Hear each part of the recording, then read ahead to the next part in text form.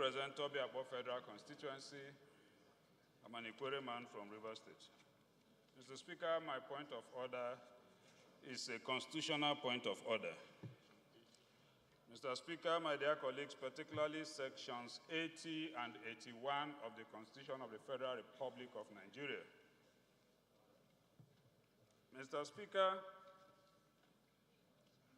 the said sections has to do with issues of finances and expenditure, and then the power and control over public funds in the state called the Federal Republic of Nigeria. Mr. Speaker, with your leave, I beg to read these said sections, which are very succinct and clear. Section 80, particularly subsection 2,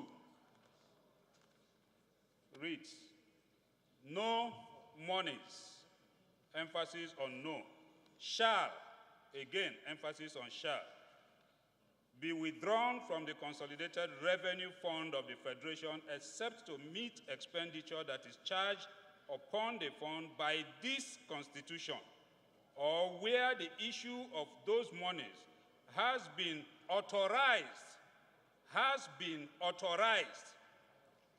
by the Appropriation Act, Supplementary Appropriation Act, or an act passed in pursuance of Section 81 of this Constitution.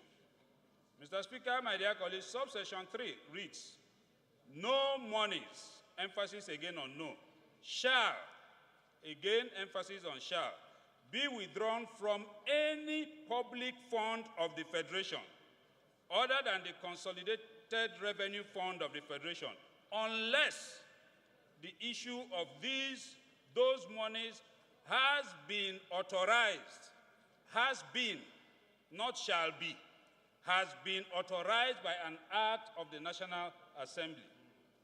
4, no monies shall be withdrawn from the Consolidated Revenue Fund or any other public fund of the Federation except in the manner prescribed by the National Assembly.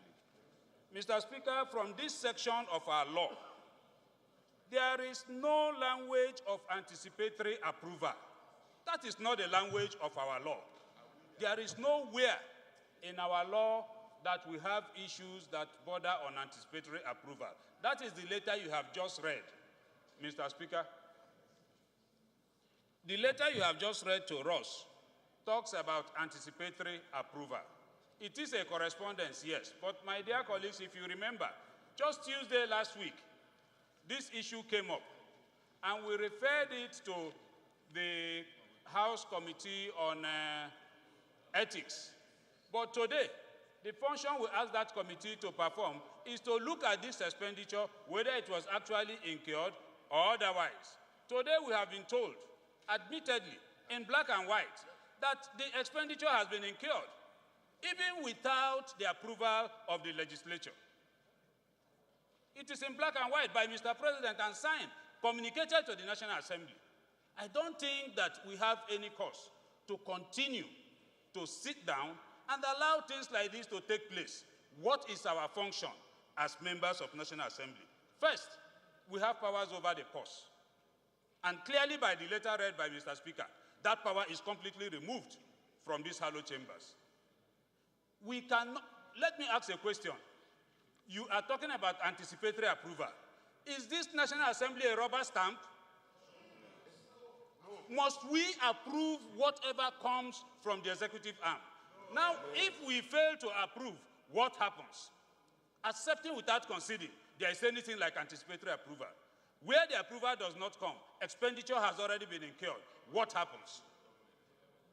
We are supposed to be watchdog over property of Nigerian people, including the fund of this country. But today, it is as if the watchdog can only bark but cannot bite. Not only that we cannot bite, we appear to be asleep. Mr. Speaker, my dear colleagues, this is a clear evidence of what has been happening in the system in the past. This is only a singular case. It's only a singular case. And it is again another wake-up call on us A constitutional infraction as serious as expenditure without the National Assembly clearly runs foul of this Constitution and is an impeachable offense. And let me also say that there is no misconduct that is more serious than this kind of infraction. No excuse whatsoever, no matter how beautiful that excuse is, can allow this fly in any country whatsoever where you have a democracy. It is only where you have an autocracy that this kind of situation can fly. If we're talking about security issues, for 3 years now, there is no day in this country that people are not killed. It is not this one that will solve our entire problem. My dear colleagues, I think I have to call on this House. Let us not continue to sleep and allow things continue to go this way. We represent a people. We have a function. The legislature is supposed to be the watchdog. Please wake up from this slumber. I propose that we commence impeachment of Mr. President based on this very serious constitutional infraction that Mr. Speaker has read to us this morning. That is my position, Mr. Speaker.